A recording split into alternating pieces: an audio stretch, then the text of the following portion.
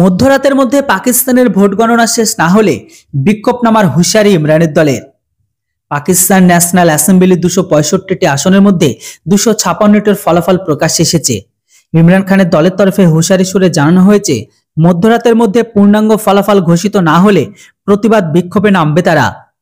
এখনো ভোট গণনা চলছে পাকিস্তানে। শুক্রবার ভোর থেকে শুরু হয়েছিল গণনা। শনিবার রাত 12টায় এই স্টেটমেন্ট প্রকাশ্যে আসার আগে পর্যন্ত পাকিস্তানের ন্যাশনাল অ্যাসেম্বলি 265টি আসনের মধ্যে 256টিরও ফলাফল প্রকাশ্যে এসেছে।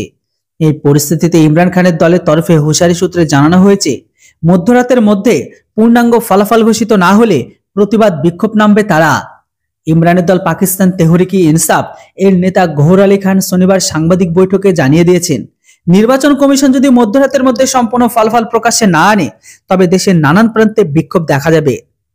গৌহরের কথায়, যেসব অঞ্চলে ফলাফল এখনো জানা যায়নি সেসব জায়গায় রিটার্নিং অফিসারদের দপ্তরের বাইরে শান্তপূর্ণ বিক্ষোভ পিটিআইয়ের সমর্থকরা। ইমরানের দলের দাবি, তাদের সমর্থিত নির্দল প্রার্থীরা পাকিস্তানে পরবর্তী সরকার গঠন করবেন। খাইবার পাখতুনখোয়া ও পাঞ্জাব প্রদেশের নির্বাচনেও তারা জয়ী হয়েছে বলে দাবি পিটিআই। এই পাশাপাশি পিটিআইয়ের অভিযোগ, রিটার্নিং অফিসারের একাংশ তাদের প্রার্থীদের জোর করে হারিয়ে দিচ্ছে।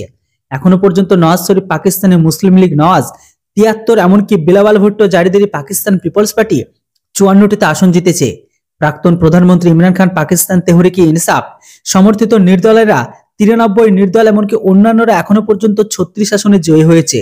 অর্থাৎ সংখ্যাগরিষ্ঠতার দোরগোড়ায় পৌঁছে গিয়েছে জোট। এছাড়া নির্দল এমনকি জামায়াত উলেমা ইসলামের মধ্যে কট্টরপন্থী একটি দলের সমর্থন তারা পেতে পারে।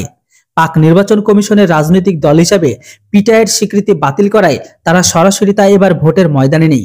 তবে আমার মনে হয় না ইমরান খান আবারও প্রধানমন্ত্রী হতে পারবে না, কেননা আপনারা তো বাকিটা জানেন। যেটা হোক, পুরো বিষয়টির উপর আপনাদের কি মতামত সেটা অবশ্যই কমেন্ট বক্সে লিখে জানান।